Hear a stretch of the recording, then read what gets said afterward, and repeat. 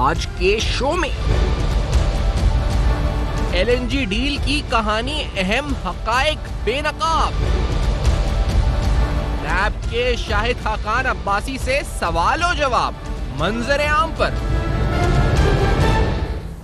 अस्सलाम वालेकुम। पस पर्दा हकायक सनसनी खेज इंकशाफात प्रोग्राम बेनकाब में हूँ आपके साथ सैफान खान। आज एलएनजी डील की असल कहानी क्या है और किस तरह से किन मुहर्रिकात के बाद डील हुई, कौन कौन से अवामिल थे, किस निजी कंपनी को फायदा पहुंचाया गया और 44% का मुनाफा दिया गया। उस निजी कंपनी के एक मुलाजिम को पाकिस्तान स्टेट ऑयल का एमडी लगाया गया 80 लाख रुपए माहाना तनख्वाह के ऊपर। इस कंपनी को यह मुआहिदा हुआ $2,72,000 पर डे के हिसाब से, यानी 3 करोड़ रुपए रोजाना साल 2014 से इस कंपनी को इस वक्त ये अदायगियां की जा रही हैं गवर्नमेंट की तरफ से। और तकरीबन 150 से 200 अरब रुपए का मुनाफा ये कंपनी 13 अरब की इनिशियल इन्वेस्टमेंट पे कमा चुकी है। ये 200 अरब रुपए का जो टर्मिनल नवाजा गया, जनाब शाहिद खाकान अब्बासी साहब मिनिस्टर ऑफ पेट्रोलियम थे उस वक्त, और इस नवाजने से लेकर इस डील की पूरी मुकम्मल अंदरूनी कहानी क्या रही, क्या नहीं हुआ, क्या हुआ, इसकी डिटेल्स में आज हम इस प्रोग्राम में जाएंगे। आपको बताएंगे, डिटेल में जाके समझाएंगे कि किस तरह से ये डील हुई और किस तरह से इस डील में वो मुबैना तौर पे बदउनवानियां या बेकायदगियां हैं जिस पर नैब ने सवालात उठाए हैं या नैब ने एतराजात उठाए हैं। नैब और शाहिद खाकान अब्बासी साहब के दरमियान जहां नैब पेशियां हैं, नैब पेशियों के अलावा शाहिद खाकान अब्बासी साहब को एक सवालनामा भी दिया गया था, जिस सवालनामे में से चंद जवाबात, यानी चंद के जवाब शाहिद खाकान अब्बासी साहब ने डिटेल में देने की कोशिश की। कुछ के जवाबात पे उन्होंने कहा कि ये जवाबात उस मिनिस्ट्री यानी मिनिस्ट्री ऑफ पेट्रोलियम जिसके वो वजीर थे उसके रेलेवेंट ऑफिशियल रिकॉर्ड्स में वो एग्जिस्ट करते हैं। आप उन सवालनामों को अपनी स्क्रीन पर देख सकते हैं और ये सवालनामे नैब ने शाहिद खाकान अब्बासी साहब को दिए, जिनका उन्होंने बसूरत इस्पत जवाब उनको दिया, क्वेश्चनर की सूरत में, रिटन सूरत में ही। जो सवाल जवाब हुआ नैब और शाहिद खाकान अब्बासी साहब के दरमियान, उन सवाल जवाब में एक जो इंपॉर्टेंट पॉइंट था वो कुछ ऑडिट एतराजात जो कि एलएनजी डील पर उठाए गए थे उन हवाले से था। ऑडिट एतराजात के हवाले से नैब ने सवाल किया शाहिद खाकान अब्बासी साहब ने कि आपने जो चंद ऑडिट एतराजात हैं, नैब ने उनका हवाला दिया। उन सवालात में नैब ने कहा जी कि ऑडिटर्स का मुशाहिदा था कि कतर के साथ जिन निर्खों पर मुज़ाकरात किए गए वो बहुत ज्यादा थे, जबकि ओपन मार्केट में ये कारोबार करने वाली कंपनियां उन निर्खों से बहुत कम निर्खों पर एलएनजी फरोख्त कर रही थी। शाहिद खाकान अब्बासी साहब ने जवाब दिया कि ऑडिट पैरा एलएनजी हासिल करने के पेचीदा तरीक़ार के हवाले से गलत फहमियों की बुनियाद पर बनाए गए हैं। शाहिद खाकान अब्बासी साहब का मजीद जवाब नैब को था कि फर्नेस ऑयल की जगह एलएनजी इस्तेमाल की जाए तो $70 पर ब्रेंट एलएनजी से सालाना $2 अरब की बचत होगी। शाहिद खाकान अब्बासी साहब ने नैब को यह बताया कि मुआहिदे में पेपरा कवायद ज़वाबित की खिलाफ वर्जी नहीं की गई, जबकि नैब ने सवाल उठाया कि ऑडिट पैरा में दीगर सस्ते मुआहिदों के मौके तलाश किए बगैर ज्यादा निर्खों पर एलएनजी खरीदने पर अब्बासी साहब की राय क्या है। जब यह सवाल हुआ तो शाहिद खाकान अब्बासी साहब ने नैब को यह भी जवाब दिया कि बताया कि जिस निर्ख पर यह मुआहिदा किया गया वो इंतहाई कम तरीन है। शाहिद खाकान अब्बासी साहब ने यह रेट बताया 13.37% पर ब्रेंट बराए एलएनजी MPTA 3 की मिकदार दीगर मुल्कों के मुकाबले में सस्ती है। मजीद वजाहत करते हुए शाहिद खाकान अब्बासी साहब ने जापान के 14.5%, MPTA 40 ब्रेंट पर, भारत 14.3%, कोरिया 14.25% पर हासिल की।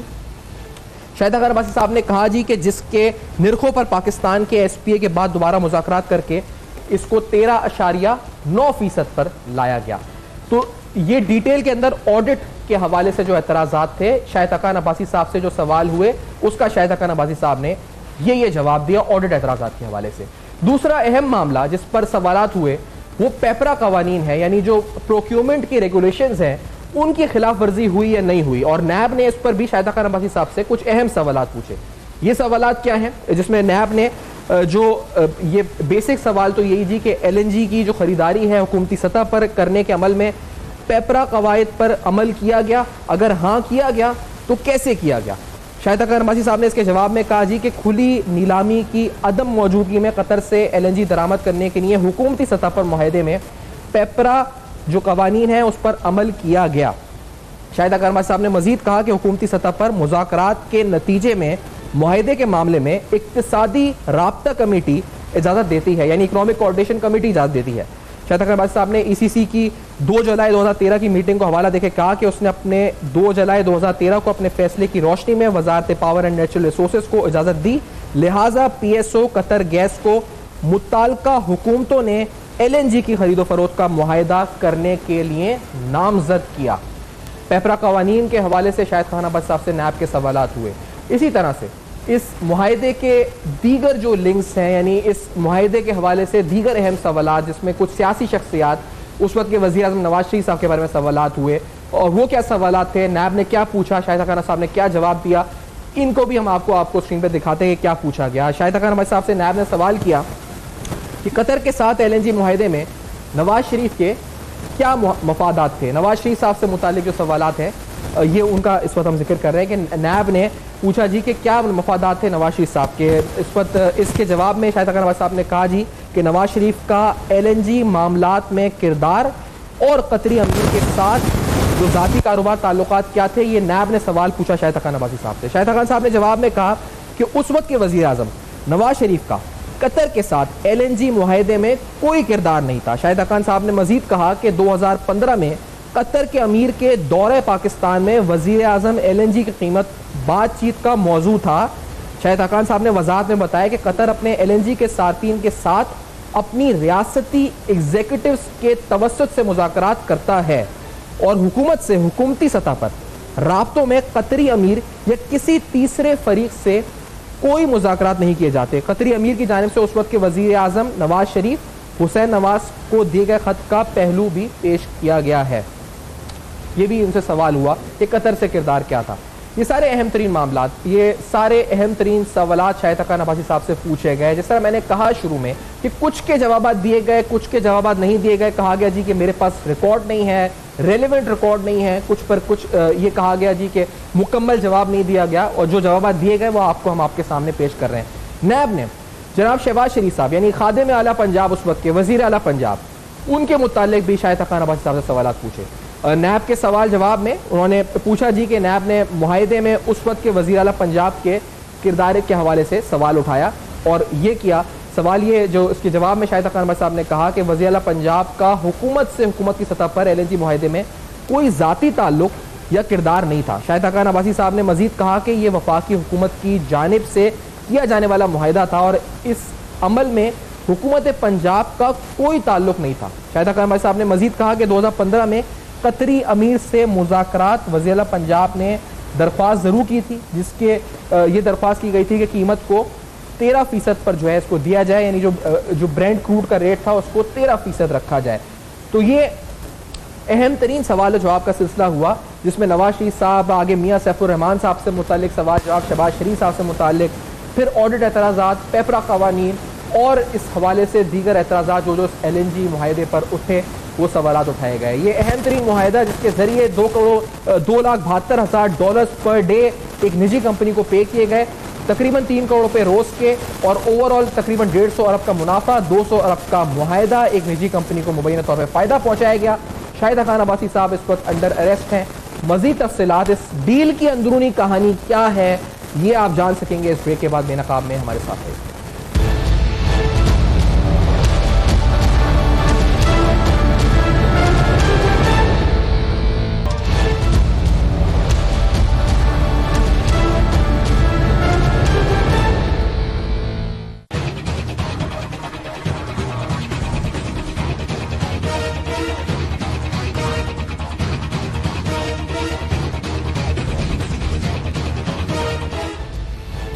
Welcome back. आप देख रहे हैं बेनकाब और आपके सामने अहम तरीन दस्तावेज़ात, तफसीलात इस केस से मुतालिक एलएनजी के रख रहे हैं, क्योंकि आज बड़ा शोर हो रहा है जी कि जमहूरियत कमज़ोर हो गई है।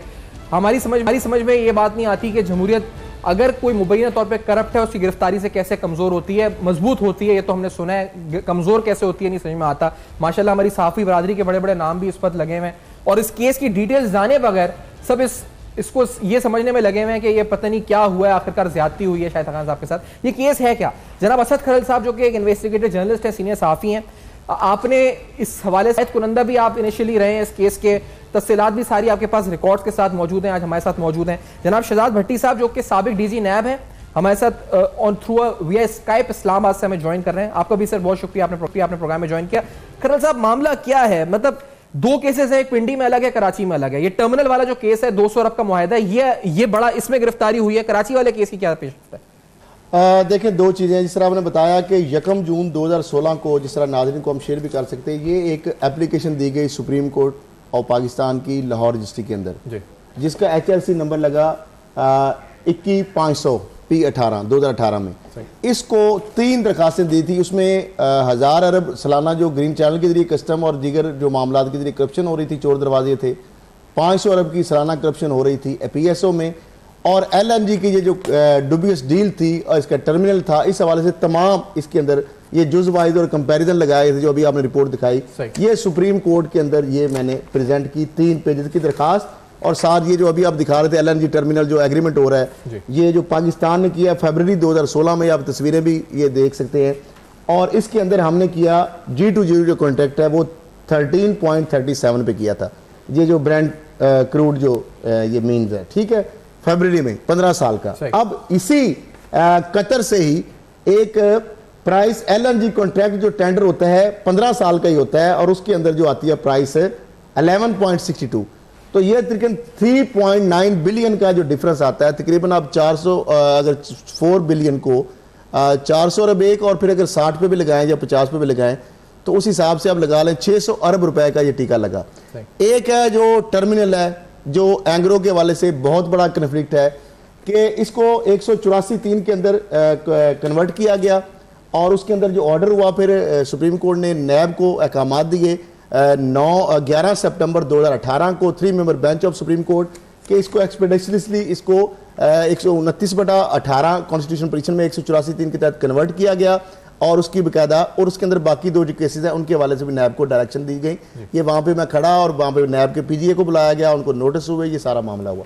अब इसके अंदर एक तो अब्दुल फतेह ने रिपोर्ट तैयार की थी, जिस वक्त कमरुज़्ज़मान चौधरी नैब के चेयरमैन थे, और जो वो किरदार अदा करते हैं अभी वीडियो स्कैंडल में, नासिर जंजू और सारे जो इनके जो दफन हो रहा था नैब उस वक्त सुप्रीम कोर्ट के रिमार्क्स आ रहे थे, तो ये फतेह के साथ जिस तरह तजलील करवाई गई, वो शायद खाकान अब्बासी के कभी दफ्तर में वहाँ पे चरने छू रहे हैं, कभी जनाब वो उनको सेक्रेटरी के आगे उनको सरनगू करना पड़ रहा है, कभी कहाँ पर इस्लामाबाद बुला के जलील कराया गया।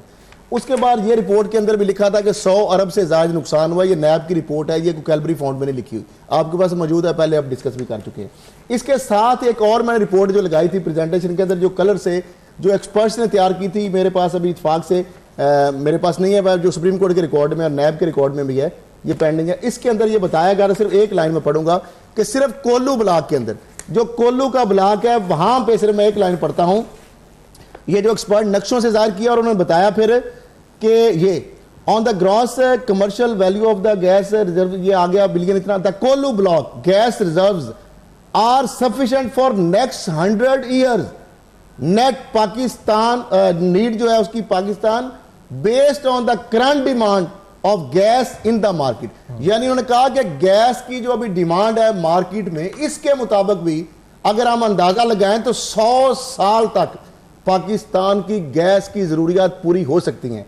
लेकिन ये खांचे, उसमें LNG के अंदर किकबैक्स और कमीशन, सैफुर रहमान, शाहिद खाकान अब्बासी जो अपने जेबों में जो वन हाइड पार्क कतरी जो सारे मामले, और जो लूट मार और ये करप्शन है, अगर ये कोल्लू वाला ये जो कुएं हैं, जो वेल्स हैं, वो चलते, वहां से गैस निकलती, तो वो सारा पैसा तो स्टेट एक्सचेकर में जाना था, वो किसी की जेब में नहीं जा सकता था। मैंने आपको डिफरेंशियल अमाउंट बता दी कि 13.37 और 11 पॉइंट कुछ उसके अंदर बता दिया। इसके अंदर जो बड़ा इसमें सारी जो आपको जो नेट शेल बता रहा हूं, इसमें मैं as a chairman centre for investigative journalism के तौर पे पेश हुआ। इसके अंदर एक ऑर्डर हुआ, बहुत शॉर्ट ऑर्डर है, अगर मैं कहें तो पढ़ देता हूं।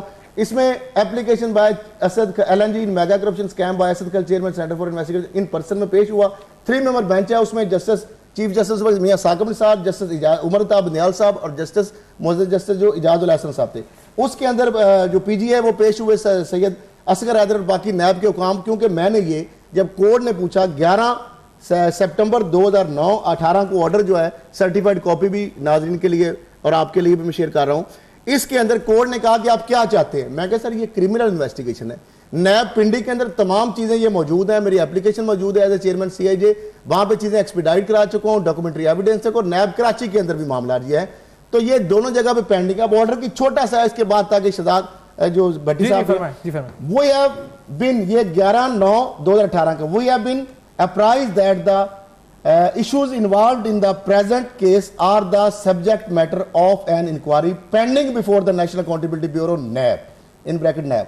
On notice by this court, the learned prosecutor general appeared and apprised the court that said inquiry shall be conducted expeditiously and the the progress report of the same shall be submitted to this court. Right. Besides, we have been informed that there are 2 other cases जिसका मैंने जिक्र किया, वो FBR के issues, अर्बोर bank corruption और PSO को। इन HRC ये चूंकि 21,500 था, इन 21,501P and 21,502P of 2018 before this court, which are also pending inquiry before NAB, कि ये दोनों मामला भी NAB के अंदर अंडर इंक्वायरी पेंडिंग पड़े हुए हैं। The same order is passed in the said case and they shall be deemed to have been disposed of in this the above terms.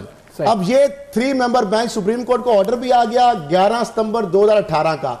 नैब के पिंडी और कराची में इंक्वायरी भी पड़ी है, वहां पे विटनेस जो है उनको भी प्रोड्यूस किया गया, वहां पे उनको एविडेंस भी प्रोवाइड किए गए। नैब का पेशेंट बावजूद एक्सपेडिशियसली वहां पे अंडरटेकिंग का भी नैब ने पूरी थॉरोली इसमें उनको मौका दिया, उनको सवालात किए, लेकिन कहते हैं चोर की दाढ़ी में तिनका। और मामला यह है कि इन्वेस्टिगेशन के लिए उनके पास टाइम नहीं है। शाहिद खान अब्बासी के पास नैब रावलपिंडी इस्लामाबाद जो ऑफिस है, लेकिन पॉलिटिकल एक्टिविटीज की वो लाहौर पहुंचे होते हैं, वहां पे प्रेस कॉन्फ्रेंस करने के लिए, इदारों को मुलायम करने के लिए। किसी मुलजम को इस तरह की अपॉर्चुनिटीज मिलती हैं? Exactly, बड़े मामला यह है कि अभी कराची के अंदर है, शेख इमरानुल्लाह गायब है, मुफ्ता इस्माइल साहब जो है जिनके मुफ्ते लगे हुए थे, मुफ्ते लगे हुए थे, जो नैब के अंदर कहते हैं मैं तो गोलियां टाफियां, मैं नहीं कह रहा, नैब के अंदर उन्होंने कहा है कि मैं तो गोलियां टाफियां बेचता हूं। जिस तरह शहबाज शरीफ साहब ने, रमजान ने कहा कि मेरा दादा तो गरीब था, मरियम कहती मेरे दादा अरबपति है। अब मामला यह है कि आपस में मशवरा कर लें। भाई इनके जिस तरह कहते थे, मरियम कहती थी लंदन से तो क्या पाकिस्तान में मेरी कोई जायदाद नहीं, अरब रुपए निकल आए। अच्छा, भट्टी साहब को भी तो मामला यह है कि भट्टी साहब जो कि नैब के डीजी रहे हैं, और मैं आपको उनको पता है नैब के FI मैं फैमिली के तौर पर उनको भी पता है, तो ये इसलिए बताया नाजरीन के लिए भी आप मजीद ताकि वो बताएं कि नैब ने कौन सी एग्रेसिव कार्रवाई की है, इसके अंदर क्या गलत काम मैं कह रहा हूं। इतना सीख पर चले, वो तो सही है कि उनकी जमात है, वो तो उनका बनता है कि वो इस वक्त करेंगे पॉलिटिकली, लेकिन माशाल्लाह हमारी तो एक पूरी बरादरी है जो इस वक्त सोशल मीडिया पे, आप ऐसा लग रहा है ऐसा शोक का समय और पता नहीं क्या हो रहा है कि जमहूरियत खत्म हो गई और मुल्क ये हो गया, वजीर आजम गिरफ्तार के इल्जामात क्या है कोई बात नहीं कर रहा, डिटेल्स क्या इल्जामात थी कोई बात नहीं कर रहा, केस फाइल क्या है कोई बात नहीं कर रहा, क्या हुआ है ये कोई बात नहीं कर रहा, टर्मिनल कोई देख ले क्या क्या एक कंपनी को फायदा पहुंचाएगा। 2,73,000 डॉलर दे रहे हैं और 1 साल में उसका कैपिटल भी वापस आ गया और अरबों रुपए वापस। और शेख इमरानुल्लाह एंग्रो का बंदा था, दरखास्त भी वो दे रहा है, दरखास्त एंग्रो के CEO के तौर पर वो दे रहा है, और PSO में MD भी उसको बना दिया गया। शाहिर इस्लाम को खाकान अब्बासी साहब ने जब चेयरमैन PIA थे, मिनिस्टर भी थे जब पिछली कैबिनेट में, तो इन्होंने उसको साथ उसको ले, अमजद है, वस्त क्राइसिस आया PSO बटोर, जहांगीर शाह DMD आपको सामने जो एक्टिंग MD लगे, यकूब सत्तार जो है, ये सारे की छोटी सी डॉक्टर आसम की रिपोर्ट के अंदर अरबों रुपए के खांचे, आज भी वो MD PSO सारे लगे हुए हैं, नाम ECL में है। अब मामला यह है कि अब नैब अगर इसको भी एग्रेसिव कार्रवाई कहेंगे तो और क्या करेगा। भट्टी साहब आपसे पूछूंगा, क्या मामला आपकी इत्तलात के मुताबिक पिंडी और कराची केसेस का किधर पहुंचा है और आप क्या कहना चाहेंगे जो गिरफ्तारियां हुई हैं इसके ऊपर? भट्टी साहब। बिस्मिल्लाहिर्रहमानिर्रहीम। सफान, पहले तो बात यह है कि असद खरल साहब, क्योंकि ये मुझे भी जानते हैं, मैं इनको बड़े अच्छी तरह जानता हूँ, बड़े करीजे सहाफ़ी हैं और बड़ा मेहनत से काम कर रहे हैं ये, और इस मुल्क के लिए, और ऐसे लोगों की बड़ी ज़रूरत है। ये आप उनको इतनी तो मेरा ख्याल है मार्जिन दे दें कि चीखने चूखने का तो बनता है ना उनका हक, क्योंकि जब एक बंदा जब फंसता चला जाता है तो वो अपने बचाव के लिए हर किस्म का हरबा इस्तेमाल करता है, और वो चीख के यही कहेगा कि जनाब मैं तो इन्वॉल्व हुई नहीं, मैंने तो कुछ किया ही नहीं है। जबकि सीधी सी बात है, आपको याद होगा RPP केसेस थे और सुप्रीम कोर्ट ने अनसॉलिसिटेड होने की वजह से उनको सारों को नल एंड वाइड कर दिया था कि PPRA रूल जो है वो फॉलो नहीं किए गए। अब इसके अंदर सबसे बड़ी बात पहली ये है, ऑडिटर जनरल ने इसके अंदर कितने फ्लॉ निकाले, उसके ऊपर कुछ नहीं किया गया।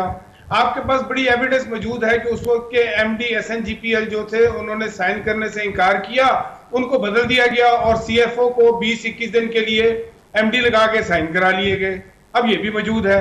अब देखिए इतनी फेवर दी जा रही है कि जो शिपमेंट होगी, जब वो वहां से लोड होने से लेकर सारा खर्चा गवर्नमेंट को डाल दिया, पाकिस्तान को डाल दिया, जबकि ऐसा नहीं होता।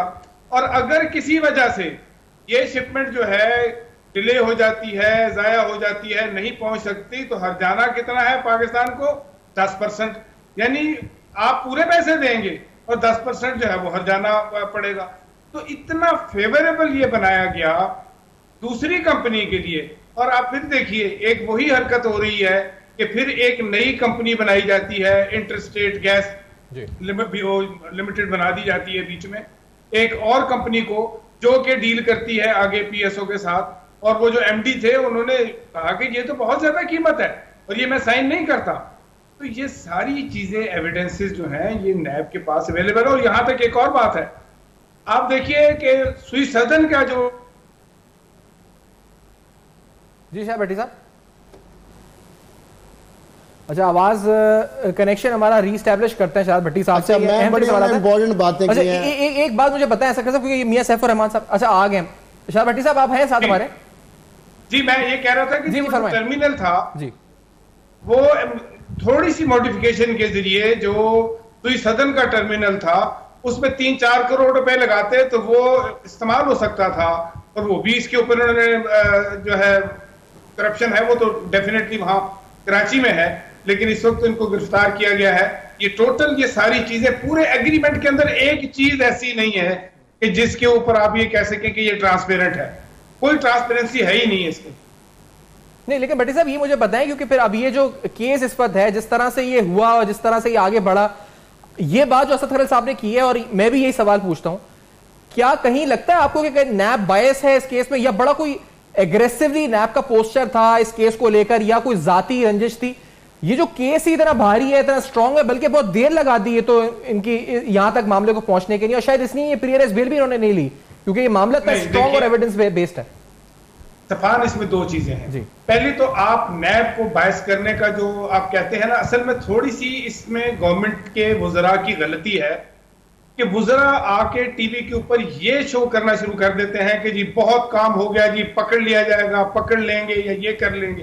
उससे एक इंप्रेशन जाता है कि शायद गवर्नमेंट जो है वो डिक्टेट कर रही है नैब को। हालांकि नैब इंडिपेंडेंटली काम कर रही है और उसको सुप्रीम कोर्ट ने काम दिया, असद खरल साहब कंप्लेनेंट थे, काम हुआ, नैब ने अपनी इन्वेस्टिगेशन की है और वो इंडिपेंडेंट कर रही है। लेकिन कंट्रोवर्शियल हो जाती है नैब जब गवर्नमेंट ये कहना शुरू कर देती है कि माफ कीजिएगा कि जी अगले अगले कुछ दिनों के अंदर 50 बंदे गिरफ्तार हो जाएंगे, ये हो जाएंगे। तो ये एक परसेप्शन गलत बन रही है। नैब कोई बायस काम नहीं कर रही।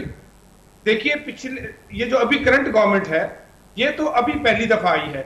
ये जो बाकी पीपल्स पार्टी की गवर्नमेंट थी, नून लीग की गवर्नमेंट थी, ये कितने अरसे से हुकूमतें कर रही है। तो अगर पता लग रहा है कि 24,000 बिलियन पाकिस्तान के रुपए जो हैं, जो कर्जे लिए गए थे वो गायब हो गए हैं, तो किसी ने ढूंढना तो है ना भाई कि ये पैसे गए कहां, इतना पाकिस्तान के ऊपर इतना कर्जा चढ़ा कहां, ये लूट के कौन खा गया है। तो पिछली गवर्नमेंटों का जब हिसाब किया जाएगा तो नैब यही काम कर रही है, जो कि इंपॉर्टेंट बात है निकालती है। एलएनजी के ऊपर ही अगर आते हुए असद खरल साहब ये बताइए कि रेट के ऊपर जब नैब ने सवाल पूछा शायद साहब से, शायद आका नवाज साहब से, कि क्या आपने एलएनजी की दीगर जराए से कीमतों के मुतालिक तसल्ली कर ली थी, दस्तावेजात फराम करें, नैब ने पूछा।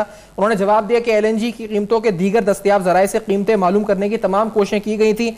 मैं मुतमईन हूं, उन्होंने लफ्ज इस्तेमाल किया, मैं मुतमईन हूं कि कतर एसपीए ने पाकिस्तान को मुस्तकिल और तवील मुद्दती बुनियादों पर गैस की फरामी पर रजामंदी जाहिर की। इस मकसद के लिए एलएनजी पैदा करने वाले दुनिया के सबसे बड़े मुल्क के साथ मुज़ाकरात में इंतहाई शफाफियत बरती गई। सबूत यह है कि कीमतों के तयन के लिए तश्कील कमेटी ने लचकदार कीमतों के लिए मुज़ाकरात किए। तो वो तो कहते हैं मैं पूरी तरह तसल्ली रखता था कि मुझे बताएं कि इंटरनेशनल टेंडर हुआ, कंपीटेटिव बिडिंग प्रोसेस मुकम्मल हुआ, पेपरा के रूल्स को फॉलो किया गया। ये 13.37 जो आप कर रहे हैं ना रेट, ये रेट असल नहीं है। जो उसके ऊपर आपके जो टोलिंग चार्जेस चल रहे हैं, उसके ऊपर जो आपने ट्रांसपोर्ट डाली, हमें तो 17-18 डॉलर में ये पड़ रही है, जबकि 11 पॉइंट कुछ में उन्होंने दी 15 साल का। और गवर्नमेंट टू गवर्नमेंट कॉन्ट्रैक्ट जो है और ज्यादा, और बीच में कंपनी, मुझे बताएं आरफ हमीद जो SNGPL के MD थे, उन्होंने किस लिए इनकार किया कि उन्होंने कहा कि ये केस नैब का बनेगा, ये इतना बड़ा खांचा, इतना बड़ा मुल्क के लिए नुकसान है, इसका मैं हिस्सादार नहीं मान सकता। CFO उस्मा को लगाया गया, उनसे साइन कराए गए। फिर उसके बाद SHGC ने फिर PSO ने अपोज जिस तरह कर रहे थे, फिर एक नई कंपनी खड़ी की गई, सैफुर रहमान साहब रेडको के अंदर, नवाज शरीफ साहब की फैमिली मेंबर, उधर उनके फैमिली मेंबर, उनके इधर और पोर्ट कासम के अंदर सिग्नेटरी, वो वाले जो दुबई के अंदर कंपनीज, सारे मामला आपके सामने नजर आ रहे हैं कि किस तरीके से खांचा बनाया गया, लूट मार का एक जरिया बनाया गया। और इसके बाद अगर यार्डस्टिक आप ले, आपकी जो गैस है ये आपके यार्ड जो आपकी डेडिकेटेड लाइन तो है नहीं, आपके कंज्यूमर आगे है नहीं, और अभी जो आप आगे डीलिंग विलिंग कर रहे हैं, आप LNG बेच रहे हैं महंगी, दूसरी गैस जो है उसका रिडक्शन हो रहा है।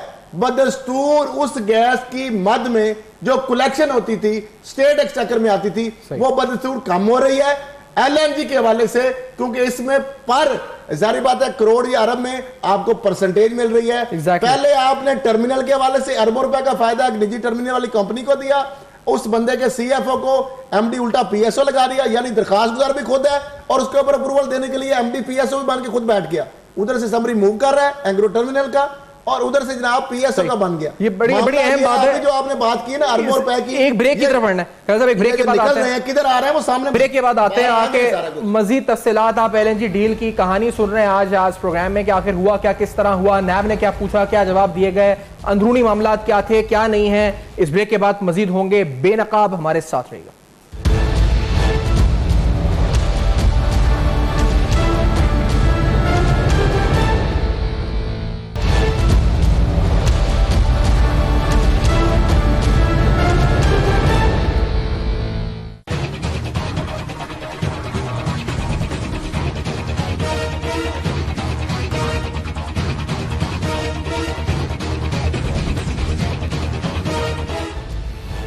वेलकम बैक, आप देख रहे हैं बेनकाब और आपके सामने अहम तरीन दस्तावेजात तफसीलात इस केस से मुतालिक LNG के रख रहे हैं, क्योंकि आज बड़ा शोर हो रहा है जी कि जमहूरियत कमज़ोर हो गई है।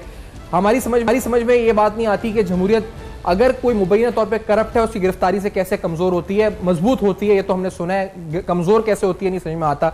माशाल्लाह हमारी सहाफ़ी बरादरी के बड़े बड़े नाम भी इस पर लगे हुए हैं और इस केस की डिटेल्स जाने बगैर सब इसको ये समझने में लगे हुए हैं कि ये पता नहीं क्या हुआ है, आखिरकार ज्यादती हुई है शाहिद खान साहब के साथ। ये केस है क्या? जनाब असद खरल साहब जो कि एक इन्वेस्टिगेटिव जर्नलिस्ट है, सीनियर सहाफ़ी हैं, आपने इस हवाले से कुनंदा भी आप इनिशियली रहे हैं इस केस के, तफसीलात भी सारी आपके पास रिकॉर्ड्स के साथ मौजूद हैं, आज हमारे साथ मौजूद हैं जनाब शहजाद भट्टी साहब जो कि साबिक DG नैब हैं, हमारे साथ ऑन थ्रू विया स्काइप इस्लामाबाद से हमें ज्वाइन कर रहे हैं। आपका भी सर बहुत शुक्रिया, आपने प्रोग्राम में ज्वाइन किया।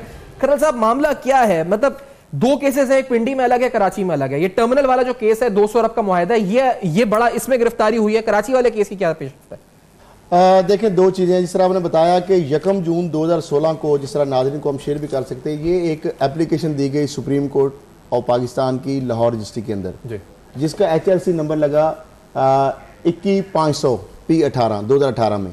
इसको 3 दरखास्तें दी थी, उसमें 1000 अरब सालाना जो ग्रीन चैनल के जरिए कस्टम और दीगर जो मामला के जरिए करप्शन हो रही थी, चोर दरवाजे थे, 500 अरब की सालाना करप्शन हो रही थी PSO में, और LNG की ये जो डुबियस डील थी और इसका टर्मिनल था, इस हवाले से तमाम इसके अंदर ये जुज़ वाइज और कंपैरिजन लगाए थे जो अभी आपने रिपोर्ट दिखाई।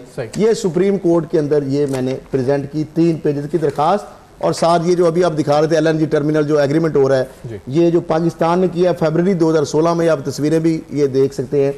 और इसके अंदर हमने किया G2G जो कॉन्ट्रैक्ट है वो 13.37 पे किया था, ये जो ब्रांड क्रूड जो ये मीन्स है, ठीक है, फरवरी में 15 साल का। अब इसी कतर से ही एक प्राइस LNG कॉन्ट्रैक्ट जो टेंडर होता है 15 साल का ही होता है, और उसके अंदर जो आती है प्राइस 11.62, तो ये तकरीबन 3.9 बिलियन का जो डिफरेंस आता है, तकरीबन आप 400 अगर 4 बिलियन को 400 अरब एक, और फिर अगर 60 पे भी लगाएं या 50 पे भी लगाएं, तो उस हिसाब से आप लगा लें 600 अरब रुपए का ये टीका लगा।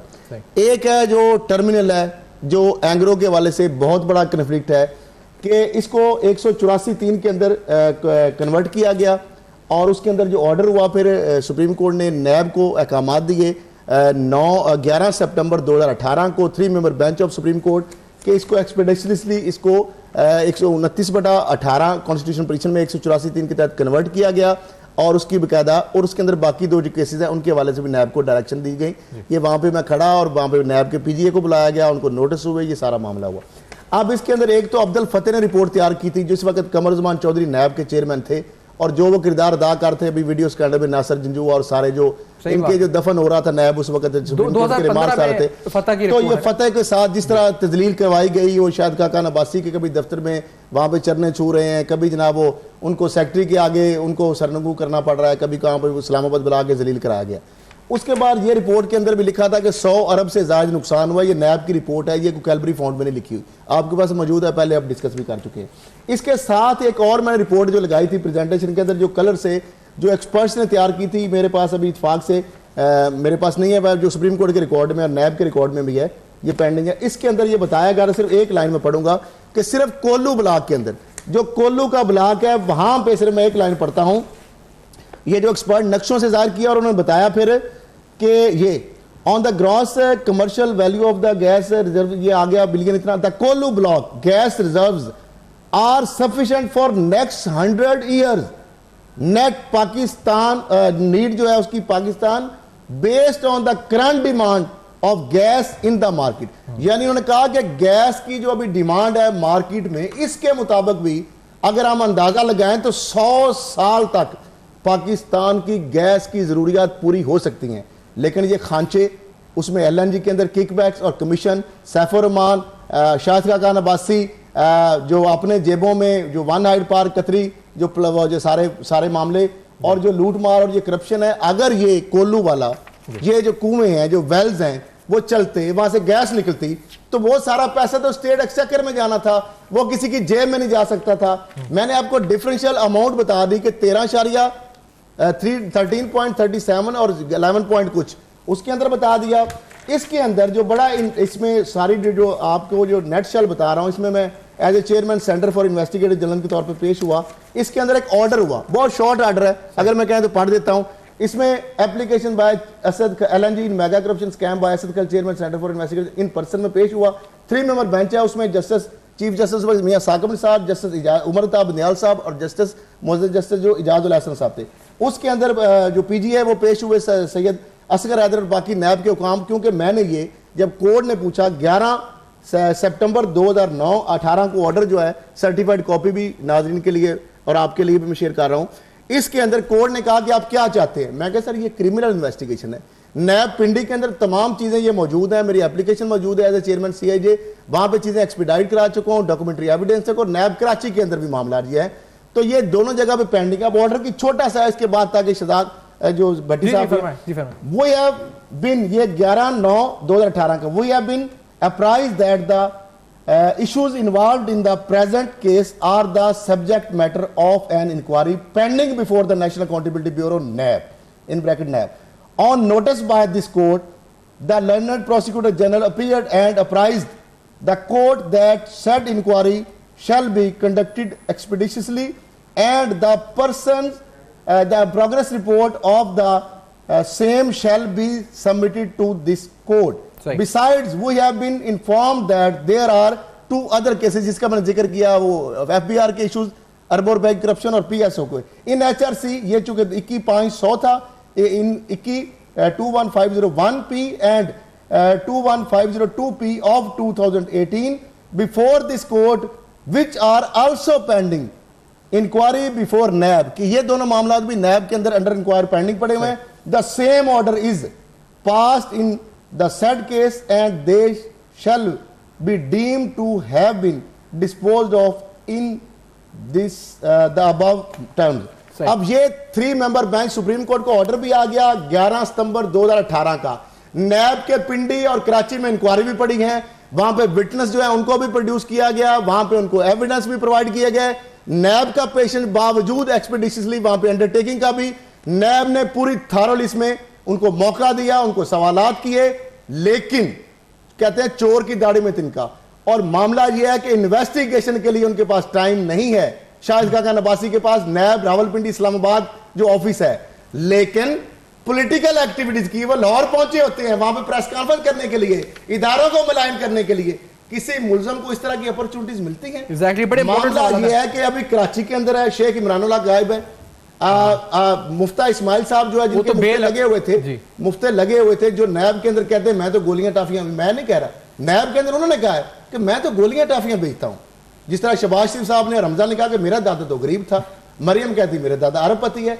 अब मामला ये है कि आपस में मशवरा कर लें। भाई इनके जिस तरह कहते थे, मरियम कहती थी लंदन से तो क्या पाकिस्तान में मेरी कोई जायदाद नहीं, अरब रुपए निकल आए। अच्छा भट्टी साहब को भी तो मामला ये है कि भट्टी साहब जो कि नैब के डीजी रहे हैं और मैं आपको उनको पता है नैब के FIA पुलिस को मैं फैमिली के तौर पर उनको भी पता है। तो ये इसलिए बताया नाजरीन के लिए आप मजीद ताकि वो बताएं कि नैब ने कौन सी एग्रेसिव कार्रवाई की है, इसके अंदर क्या गलत काम मैं कह रहा हूं इतना सीख पा चले। वो तो सही है कि उनकी जमात है, वो तो उनका बनता है कि वो इस वक्त करेंगे पॉलिटिकली, लेकिन माशाल्लाह हमारी तो एक पूरी बरादरी है जो इस वक्त सोशल मीडिया पे आप ऐसा लग रहा है ऐसा शोक का समय और पता नहीं क्या हो रहा है कि जमहूरियत खत्म हो गई और मुल्क ये हो गया, वजीर आजम गिरफ्तार के इल्जामात क्या है कोई बात नहीं कर रहा, डिटेल्स क्या इल्जामात थी कोई बात नहीं कर रहा, केस फाइल क्या है कोई बात नहीं कर रहा, क्या हुआ है ये कोई बात नहीं कर रहा, टर्मिनल कोई देख ले क्या क्या एक कंपनी को फायदा पहुंचाएगा। 2,73,000 डॉलर दे रहे हैं और एक साल में उसका कैपिटल भी वापस आ गया और अरबों रुपए वापस। और शेख इमरान एंग्रो का बंदा था, दरखास्त भी वो दे रहा है, दरखास्त एंग्रो के CEO के तौर पर वो दे रहा है और PSO में MD भी उसको बना दिया गया।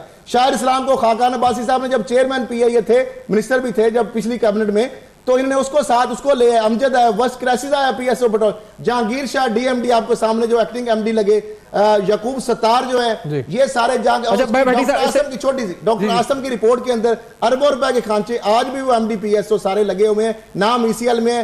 अब मामला यह है कि अब नैब अगर इसको भी एग्रेसिव कार्रवाई करेंगे तो और क्या होगा। भट्टी साहब आपसे पूछूंगा क्या मामला आपकी इत्तलात के मुताबिक पिंडी और कराची केसेस का किधर पहुंचा है और आप क्या कहना चाहेंगे जो गिरफ्तारियां हुई हैं इसके ऊपर। भट्टी साहब बिस्मिल्लाहिर्रहमानिर्रहीम। सफान, पहले तो बात यह है कि असद खरल साहब, क्योंकि ये मुझे भी जानते हैं, मैं इनको बड़ी अच्छी तरह जानता हूँ, बड़े करजे सहाफ़ी हैं और बड़ा मेहनत से काम कर रहे हैं ये और इस मुल्क के लिए, और ऐसे लोगों की बड़ी ज़रूरत है। ये आप उनको इतनी तो मेरा ख्याल है मार्जिन दे दें कि चीखने चूखने का तो बनता है ना उनका हक, क्योंकि जब एक बंदा जब फंसता चला जाता है तो वो अपने बचाव के लिए हर किस्म का हरबा इस्तेमाल करता है और वो चीख के यही कहेगा कि जनाब मैं तो इन्वॉल्व हूं ही नहीं, मैंने तो कुछ किया ही नहीं है। जबकि सीधी सी बात है, आपको याद होगा RPP केसेस थे और सुप्रीम कोर्ट ने अनसॉलिसिटेड होने की वजह से उनको सारों को नल एंड वाइड कर दिया था कि PPRA रूल जो है वो फॉलो नहीं किए गए। अब इसके अंदर सबसे बड़ी बात पहली ये है, ऑडिटर जनरल ने इसके अंदर कितने फ्लॉ निकाले उसके ऊपर कुछ नहीं किया गया। आपके पास बड़ी एविडेंस मौजूद है कि उस वक्त के MD SNGPL जो थे उन्होंने साइन करने से इनकार किया, उनको बदल दिया गया और CFO को 20-21 दिन के लिए MD लगा के साइन करा लिए गए। अब ये भी मौजूद है। अब देखिए इतनी फेवर दी जा रही है कि जो शिपमेंट होगी जब वो वहां से लोड होने से लेकर सारा खर्चा गवर्नमेंट को डाल दिया, पाकिस्तान को डाल दिया, जबकि ऐसा नहीं होता। और अगर किसी वजह से ये शिपमेंट जो है डिले हो जाती है, जाया हो जाती है, नहीं पहुंच सकती, तो हर्जाना कितना है पाकिस्तान को? 10%। यानी आप पूरे पैसे देंगे और 10% जो है वो हर्जाना पड़ेगा। तो इतना फेवरेबल ये बनाया गया दूसरी कंपनी के लिए। और आप फिर देखिए एक वही हरकत हो रही है कि फिर एक नई कंपनी बनाई जाती है, इंटरस्टेट गैस लिमिटेड बना दी जाती है बीच में एक और कंपनी को, जो कि डील करती है आगे PSO के साथ। और वो जो MD थे उन्होंने कहा कि ये तो बहुत ज्यादा कीमत है और ये मैं साइन नहीं करता। तो ये सारी चीजें एविडेंसेस जो हैं ये नैब के पास अवेलेबल है। और यहां तक एक और बात है, आप देखिए कि स्विस सदन का जो जी शाह भट्टी साहब, अच्छा आवाज कनेक्शन हमारा रीस्टैब्लिश करते हैं शायद भट्टी साहब से। इंपॉर्टेंट बातें अच्छा एक बात मुझे बताएं ऐसा कैसे, क्योंकि मियां सैफुर रहमान साहब अच्छा आ गए। शाह भट्टी साहब आप हैं साथ हमारे? जी मैं ये कह रहा था कि जो टर्मिनल था जी वो थोड़ी सी मॉडिफिकेशन के जरिए जो स्विस सदन का टर्मिनल था उसमें 3-4 करोड़ रुपए लगाते तो वो इस्तेमाल हो सकता था। और वो भी इसके ऊपर उन्होंने जो है करप्शन है वो तो डेफिनेटली वहां कराची में है, लेकिन इस वक्त इनको गिरफ्तार किया गया है। ये टोटल ये सारी चीजें पूरे एग्रीमेंट के अंदर एक चीज ऐसी नहीं है कि जिसके ऊपर आप ये कह सकें कि ये ट्रांसपेरेंट है। कोई ट्रांसपेरेंसी है ही नहीं है इसके। नहीं लेकिन भट्टी साहब ये मुझे बताएं, क्योंकि फिर अब ये जो केस इस वक्त है, जिस तरह से ये हुआ और जिस तरह से ये आगे बढ़ा, ये बात जो असद खरल साहब ने की है, और मैं भी यही सवाल पूछता हूं, क्या कहीं लगता है आपको कि नैब बायस है इस केस में, या बड़ा कोई एग्रेसिवली नैब का पोस्चर था इस केस को लेकर, या कोई जाती रंजिश थी? ये जो केस ही इतना भारी है, इतना स्ट्रांग है, बल्कि बहुत देर लगा दी है तो इनकी यहां तक मामले को पहुंचने के लिए, और शायद इसलिए ये प्रियरेस बेल भी इन्होंने नहीं ली, क्योंकि ये मामला इतना नहीं, स्ट्रॉन्ग और एविडेंस बेस्ड है। सफान, इसमें दो चीजें हैं जी। पहली तो आप नैब को बायस करने का जो आप कहते हैं ना, असल में थोड़ी सी इसमें गवर्नमेंट के वुज़रा की गलती है कि वुज़रा आके टीवी के ऊपर ये शो करना शुरू कर देते हैं कि जी बहुत काम हो गया जी, पकड़ लिया जाएगा, पकड़ लेंगे या ये कर लेंगे। उससे एक इंप्रेशन जाता है कि शायद गवर्नमेंट जो है वो डिक्टेट कर रही है नैब को, हालांकि नैब इंडिपेंडेंटली काम कर रही है और उसको सुप्रीम कोर्ट ने काम दिया, असद खरल साहब कंप्लेनेंट थे, काम हुआ, नैब ने अपनी इन्वेस्टिगेशन की है और वो इंडिपेंडेंट कर रही है। लेकिन कंट्रोवर्शियल हो जाती है नैब जब गवर्नमेंट ये कहना शुरू कर देती है कि माफ कीजिएगा कि जी अगले कुछ दिनों के अंदर 50 बंदे गिरफ्तार हो जाएंगे या ये हो जाएंगे, तो ये एक परसेप्शन गलत बन रही है। नैब कोई बायस काम नहीं कर रही। देखिए पिछले ये जो अभी करंट गवर्नमेंट है ये तो अभी पहली दफा आई है। ये जो बाकी पीपल्स पार्टी की गवर्नमेंट थी, नून लीग की गवर्नमेंट थी, ये कितने अरसे से हुकूमतें कर रही है। तो अगर पता लग रहा है कि 24,000 बिलियन पाकिस्तान के रुपए जो हैं, जो कर्जे लिए गए थे वो गायब हो गए हैं, तो किसी ने ढूंढना तो है ना भाई कि ये पैसे गए कहां, इतना पाकिस्तान के ऊपर इतना कर्जा चढ़ा कहां, ये लूट के कौन खा गया है। तो पिछली गवर्नमेंटों का जब हिसाब किया जाएगा तो नैब यही काम कर रही है, जो कि इंपॉर्टेंट बात है निकालती है। एलएनजी के ऊपर ही अगर आते हुए असद खरल साहब, ये बताइए कि रेट के ऊपर जब नैब ने सवाल पूछा शायद साहब से, शायद अगर नवाज साहब से, कि क्या आपने एलएनजी की दीगर जराए से कीमतों के मुतालिक तसल्ली कर ली थी, दस्तावेजात फराम करें, नैब ने पूछा। उन्होंने जवाब दिया कि एलएनजी की कीमतों के दीगर दस्तयाब जराए से कीमतें मालूम करने की तमाम कोशिशें की गई थी। मैं मुतमईन हूं, उन्होंने लफ्ज इस्तेमाल किया, मैं मुतमईन हूं कि कतर एसपीए ने पाकिस्तान को मुस्तकिल और तवील मुद्दती बुनियादों पर गैस की फरामी पर रजामंदी जाहिर की। इस मकसद के लिए एलएनजी पैदा करने वाले दुनिया के सबसे बड़े मुल्क के साथ मुज़ाकरात में इंतहाई शफाफियत बरती गई। सबूत यह है कि कीमतों के तयन के लिए तश्कील कमेटी ने लचकदार कीमतों के लिए मुज़ाकरात किए। तो वो तो कहते हैं मैं पूरी तरह तसल्ली रखता था कि मुझे बताया कि इंटरनेशनल टेंडर हुआ, कंपीटेटिव बिडिंग प्रोसेस मुकम्मल हुआ, पेपरा के रूल्स को फॉलो किया गया। ये 13.37 जो आप कर रहे हैं ना रेट, ये रेट असल नहीं है। जो उसके ऊपर आपके जो टोलिंग चार्जेस चल रहे हैं, उसके ऊपर जो आपने ट्रांसपोर्ट डाली, हमें तो 17-18 डॉलर में ये पड़ रही है, जबकि 11 पॉइंट कुछ में उन्होंने दी 15 साल का, और गवर्नमेंट टू गवर्नमेंट कॉन्ट्रैक्ट जो है और ज्यादा, और बीच में कंपनी। मुझे बताएं आरफ हमीद जो एसएनजीपीएल के एमडी थे, उन्होंने किस लिए इनकार किया कि उनका कि ये केस नैब का बनेगा, ये इतना बड़ा खांचा, इतना बड़ा मुल्क के लिए नुकसान है, इसका मैं हिस्सेदार नहीं मान सकता। सीएफओ उस्मा को लगाया गया, उनसे साइन कराए गए, फिर उसके बाद एसएनजीसी ने, फिर पीएसओ ने अपोज जिस तरह कर रहे थे, फिर एक नई कंपनी खड़ी की गई, सैफर रहमान साहब रेडको के अंदर, नवाज शरीफ साहब की फैमिली मेंबर, उधर उनके फैमिली मेंबर, उनके इधर और पोर्ट कासम के अंदर सिग्नेटरी, वो वाले जो दुबई के अंदर कंपनीज, सारे मामला आपके सामने नजर आ रहे हैं कि किस तरीके से खांचा बनाया गया, लूट मार का एक जरिया बनाया गया। और इसके बाद अगर यार्ड स्टिक आप ले, आपकी जो गैस है, ये आपके यार्ड जो आपकी डेडिकेटेड लाइन तो है नहीं, आपके कंज्यूमर आगे है नहीं, और अभी जो आप आगे डीलिंग विलिंग कर रहे हैं, आप एलएनजी बेच रहे हैं महंगी, दूसरी गैस जो है उसका रिडक्शन हो रहा है। बदस्तूर उस गैस की मद में जो कलेक्शन होती थी, स्टेट एक्सचेकर में आती थी, वो बदस्तूर कम हो रही है एलएनजी के हवाले से, क्योंकि इसमें पर जारी बात है करोड़ या अरब में आपको परसेंटेज मिल रही है। पहले आपने टर्मिनल के हवाले से अरबों रुपए का फायदा एक निजी टर्मिनल वाली कंपनी को दिया, उस बंदे के सीएफओ को एमडी उल्टा पीएसओ लगा दिया, यानी दरखास्त गुजार भी खुद है और उसके ऊपर अप्रूवल देने के लिए एमडी पीएसओ भी बन के खुद बैठ गया।